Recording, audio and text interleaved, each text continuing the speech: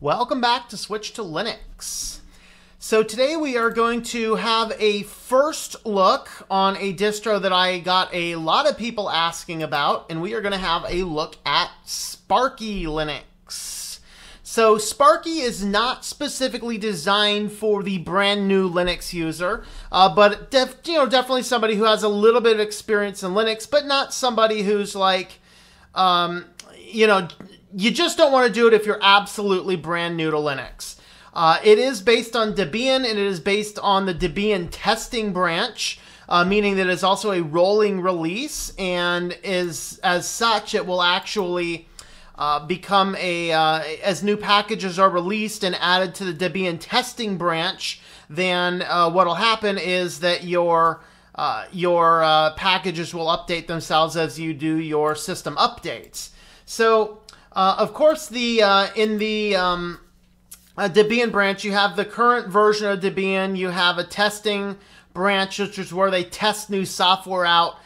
There is an unstable branch, which is where the newer release is going to come out of. And so there's a lot of different things. So the testing basically means that this is the Debian branch where they're having a look at how the software packages interact. And so this is going to be a distro that is not always going to be the absolute most stable. You may run into a few problems, and so that's why it's not for the absolute Linux novice. It is for somebody who has a better understanding of some of the things that you would need to do to fix a system, or to roll software packages back, or just experiment or explore. Now, it also has a whole lot of really nice desktop environments, and just the ability to choose your DE and some of your packages, and they even give you entire package lists. And one of the things that I liked about this one is they actually gave you some of the artwork right on the website, which I actually utilized in with my system here. So you can see I've utilized some of the Sparky Linux information right on their website. So if you actually go to their main website, is sparkylinux.org, so you can gather some information here. And so here's where you can get some basic information. We have some news feeds on the front, and they have some images here. Under the About is where you can grab some insight here. And so what we're going to do is just have a quick look at the various features. So it's based on the Debian testing branch. This is a rolling release, meaning that it will constantly be updating as you run your updates. And then you can choose LXDE, Enlightenment. Ooh, I didn't see Enlightenment. I might have grabbed that one. JWM, I'm not sure what JWM is. KDE, LXQT, OpenBox, Mate, and XFCE. So I downloaded the Mate. Just because I want to get a little bit more experience on Mate. It's such a cool desktop environment, but I know very little about it. Just for whatever reason, when it comes down to a desktop environment like Mate, I generally run with Cinnamon, which is very similar. But I just like how Cinnamon feels a little bit more modern to me. So we have a lot of different options on here. If you go to the download page, one of the things I noticed, they have a stable based on Debian stable, but this actually goes to a 404 page. So I'm not sure if that is intentional, or if that is something that was removed, or if that is something that is up and coming. If you're more familiar with the project, let me know. Again, these first impressions are not like, I'm not an expert. I haven't been using this for a week. I literally installed it on the computer. I ran through some basic updates. I had a quick look to see what's there that's usual, what's unusual, etc. So the rolling release here, this is the one that I downloaded, and you can pick which environment you want, LXDE. Like I said, I picked the Mate. You can grab the ISO image from SourceForge and the ISO from Linux Freedom. You can grab a torrent from Linux Tracker. This is the option that I did. Of course, I ran this one, the 64-bit. The package list is nice because they'll give you a list of all of the packages that is on your system. And then your checksums are over here. Of course, I use the checksums with the terminal. And then there's a signature. So you can see the ISO size is 1.51 gigabytes. Here's your XFCE, KDE, LXQT, Here's a few minimal distros. So if you want one without codecs, you can grab those. Here's codecs, no X server, and game over. I'm not sure what the game over is. Here's multimedia and a rescue. Maybe that's why I didn't see the enlightenment. I didn't see it in this list here. So you can go ahead and grab that. There's forums, there's wikis, and what I liked is over here on the artwork page, you can actually just grab some of your Sparky artwork, and that's actually what I used to build my OBS studio here today. So you can see that I added the nice, I think I added, this guy here is on my main background, and then I picked, must be this first one here, as my logo that I put over my my Switch to Linux banner. So I wanted to get some nice artwork coming in here, and as I can find artwork for distros going forward, I might go ahead and keep doing this because this is actually a pretty cool display. So anyway, this is just a little bit about it. So we're going to have a quick look at the distro now. Of course, I've been inactive for a little bit, so we're on a little screensaver. So here we have our distro. I installed it. I ran through the updater. Now, when I first installed it and started it up, you get a first start screen that comes up. And the first start screen actually gives you the ability to run first-time updates on the first time. Now, for me, it seems as though it got stuck in a loop where it kept on doing that over and over and over and over again. And so after like the third or fourth time of seeing the exact same screen, I went ahead and canceled it. And I have a kitty that might want to come say hi. Let's see. Yeah, you want to say hi? Say hi to everybody? Say hi to the microphone. Say hi. Want to say hi? Hi to the people? There you go. This is the talkative one. I know the other one won't talk, but okay. She's a little bipolar, you know. She came out, she's like, ooh, conversation. Run away. She's that way. All right. So here we're on the Sparky Mate desktop. So you'd expect things to run, you know, however you generally run your running your different desktop environments. Of course, I didn't download a bunch of these, so I'm only going by what I've seen in this one here. And so here inside of the Mate here, we have our nice Sparky menu button down here, so I can pull this up. We can see one of the things I noticed right out of the gate here is that I really like how the system seems to me it's complete. And I've talked about this before. Some people might want just a very minimum basic, let me install my own stuff as I need it.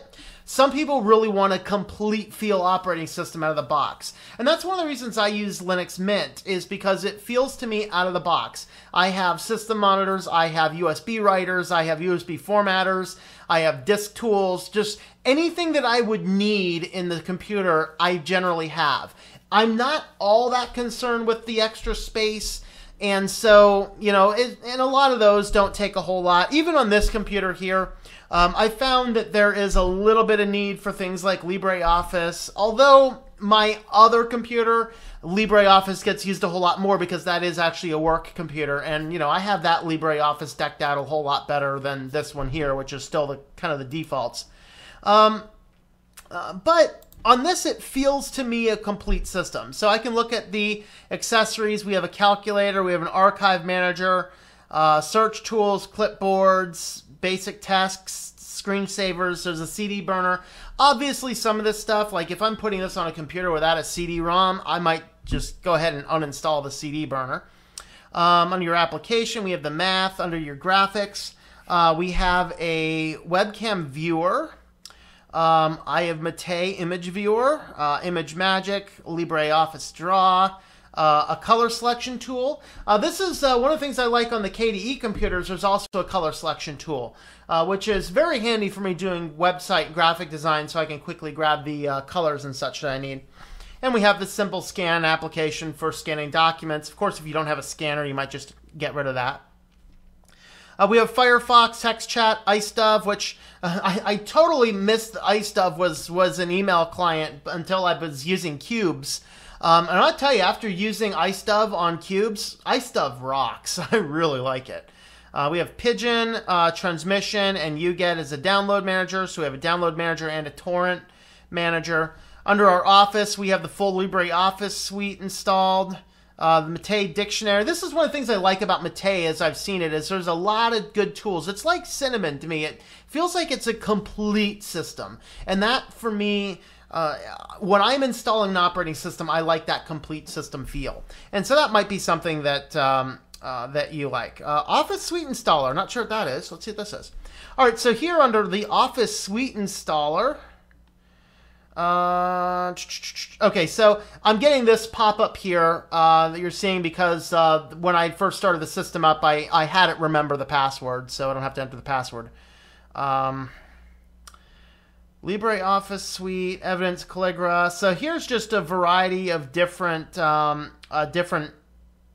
installers. So I guess if I want an installer, if I want a another Office program, I can go ahead and click on this.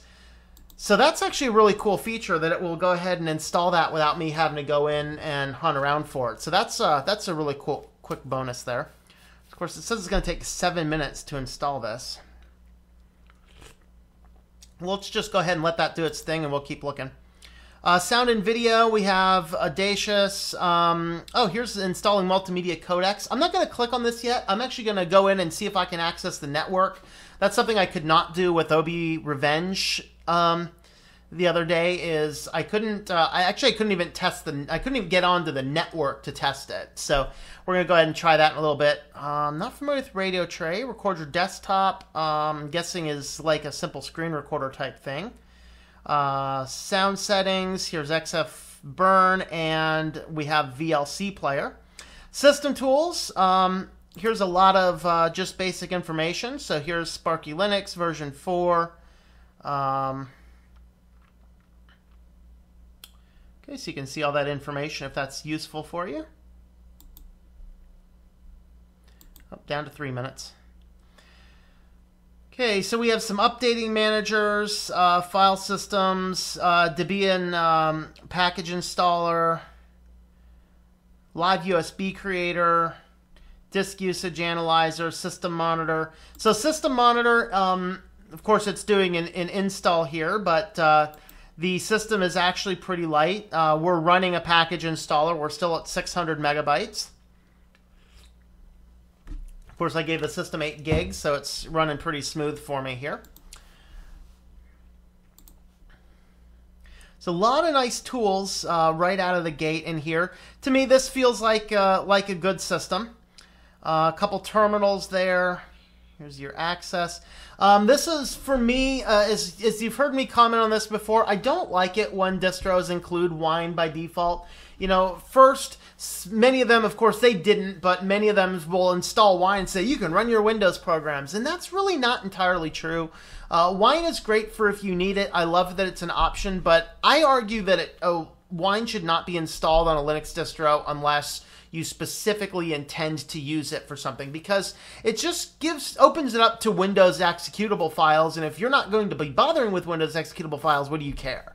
And so for me, I don't like that Wine is already on here. I'd rather maybe an easy Wine installer if you want it. Here's some administration. So we do have a firewall.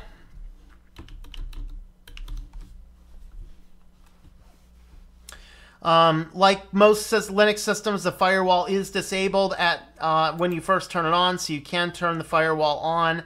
And then, of course, you can set up your rules as you like. And I think that's why most Linux systems do not have the firewall on by default.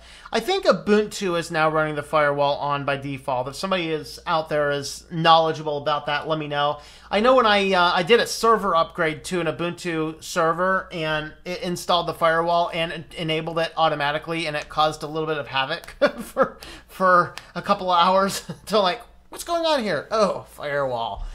So firewall being turned on itself by default may not always be the best thing. I think it's always better. I forget which distro it was, but it gave you a first startup. Hey, here's a firewall. Let's go ahead and configure it. I like that option. I don't necessarily like the firewall being on right away. I like the fact it's here, but I'd kind of like the ability to get a first start. Hey, here's a firewall, let's go ahead and configure it and turn it on for your safety. But just carte blanche turning it on, you're likely going to block some things that are important to some users. And so I think that's probably why most people don't. And then, of course, we have our preferences, so all our appearances. We're going to go ahead and have a look at our appearances. Okay, I was going to say, if that was still 8 minutes, we're going to cancel that. But if it's down to 30 seconds, we'll go ahead and go. We can come up here, and I'm going to go in and just view the network. Let's see if I can actually get in and download a music file and play it. Let's see, Windows Network. Let's see.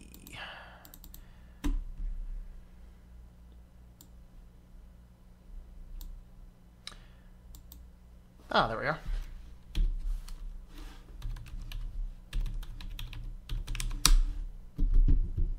Hey, there we are. All right, music. Registered user. And we're just going to go back to the website there real quick while I enter the actual registered user info.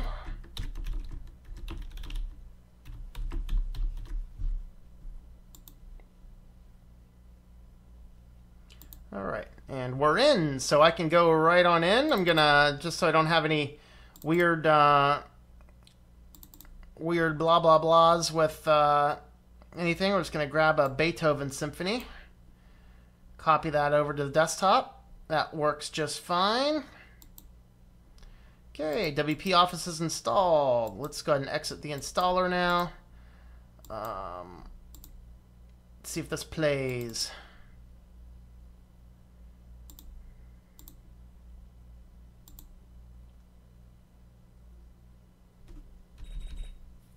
So yes, it is playing. It's faint, but it's playing. That very well could be because, you know, there we go. So hopefully you can hear that. Go ahead and keep that in the background going, right? So of course that's VLC, which generally comes with its own. Let's see if I can play this in...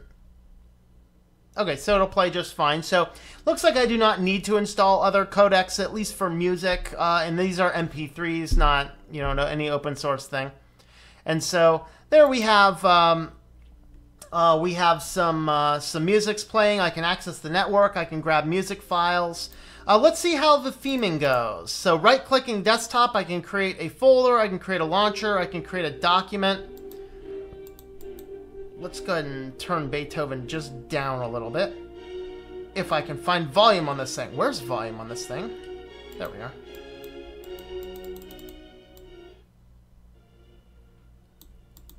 Get some Beethoven going for some music in the background. Maybe you can still hear it. Maybe you can't. I'm not sure.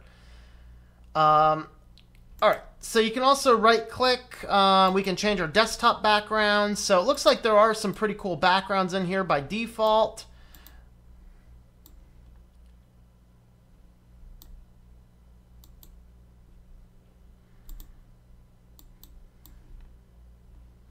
And one of the things I like about some distros, KDE is a good one, is they have the links right here to get more desktop backgrounds online. So that's actually always a really nice option.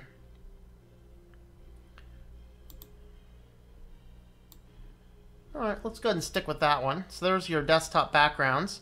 You can change your themes over here. So there's some nice one. Again, we can still get more themes online. So this is actually pretty cool that we have a lot of different options here for your themes. A lot of more modern looking themes. I don't know. Maybe Mate might finally take over Cinnamon as one of my favorites. Who knows? I don't know.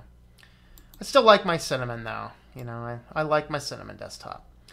All right, let's go with, I kind of like that. I kind of like your dark themes, so let's go with that one.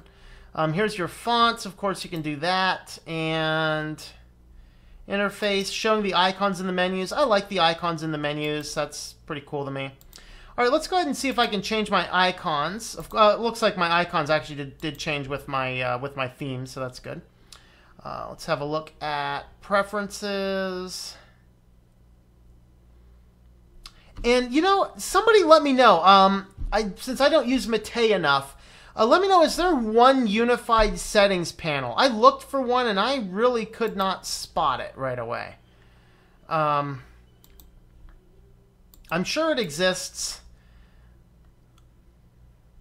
Here's your device driver manager, displays. Oh, another note, if you're testing this out on a VirtualBox, it does not install the VirtualBox guest editions on here. And so if you do want to run it in a VirtualBox, you might want to do that.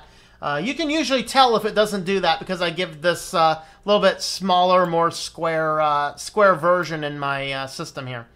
But let's see what we got here. There's a menu, network connections, proxy, personal file sharing, pop-up notifications, applications, screensavers, startup application, and Windows. So there's a lot of different options you have in here. Let's have a look at that WP Office. So here is WP. Of course, this is one of the things, a lot of people have asked me about WPS Office, which I will probably do a little bit of a review on eventually. But one of the things I don't like about it is you have this big end users agreement and it's not open source software. It's free software, but it's not open source software. So you have to accept it. Of course, I can't read it because of my system theme. If that's a problem universally, I'll change it. But I think that their big selling point is they want something that more resembles Microsoft Office. And so they've accomplished that, but I really don't like Microsoft Office. I think when they went with this panel view starting in 2007, I thought it was kind of that beginning of that, let's really dumb our users down a little bit. And to me, it's just like, because now I have to hunt on these stupid panels to find the tools. Well, if it was a tool I used enough, I customized the toolbar in the headers, which I can do in LibreOffice. Or if it's a tool I don't need frequently, I can very easily find it with words in the menu. I don't like this big ribbon view. Of course, that's what WPS Office is trying to do, is to be that, they're just trying to be that, that Office to kind of replace even the look and the feel. But I actually have had some issues with WP Office in the past. So there's that. Let's see if there's anything else in here. You know, I'm not quite sure. So we've looked at changing around. Let me see if I can change individual fonts. That would probably be under my...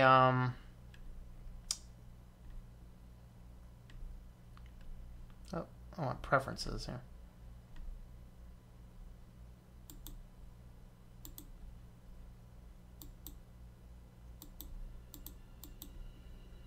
Okay, so I'm guessing if I hit the customize, yep, so here's the customizes where I can change my icons around. So if I like the GNOME icons better, I can use those combined with any of my other themes. All right, so there is just a real brief walkthrough here of Sparky Linux. So we've looked at the Mate version, of course. So this is the Mate version. Out of the box, we can access network shares. We can download files from network shares. We can interact with the desktop, changing around our themes. What I like about this, it's a very out of the box, good, friendly user system. It works very well from what I've seen so far here. Of course, this is just a quick first impression. Keep in mind it is a rolling release, so if some package were to be pushed out that breaks the system, you might have a problem. However, Debian doesn't generally have that issue. With that, I'd say this is not necessarily the Linux distro for the absolute brand new user, but it is definitely a distro for the novice user, somebody who's still learning on Linux, or somebody who wants to play with the absolute latest packages. You know what? There's something I didn't... Let's have a look to see if I can find a package manager of some form. I didn't look for that.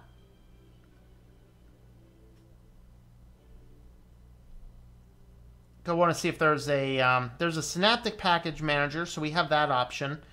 Yeah, I'm not seeing an option for like I'm not seeing a GUI installer, but let's just see if a couple programs are in here. OBS Studio is in here. Let's go ahead and install OBS Studio. So here it is checking for other requirements, and we do have to mark all those.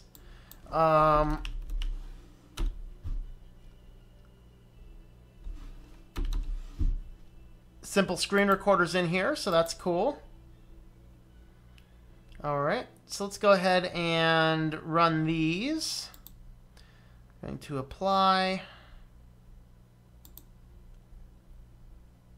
And then actually the next thing I want to do is I wanted to play with a few of those other packages that I don't generally use in a system. I really like this theme. I'm liking this Mate theme here. It's pretty cool. All right, so changes are applied, so that was nice and quick. Let's have a look at, let's see.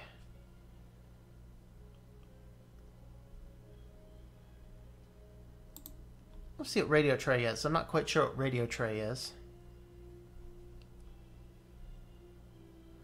Does it do anything?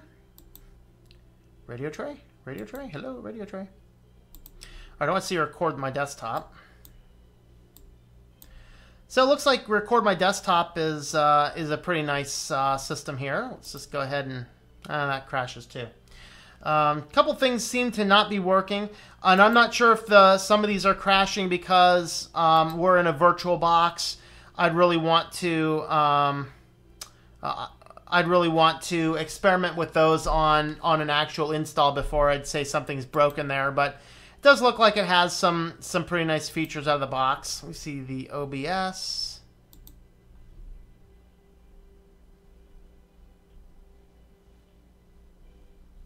So this looks to me to be a very, very, very old version of OBS. This is 0.0.1, and I'm currently running 0.16.2, which I believe is the latest. So usually you have the most recent packages, but I'm not sure about this one. Let's see, simple screen recorder. Okay. Simple screen recorder looks good. Try this one again. Yeah, record my desk. Oh, wait, hold on.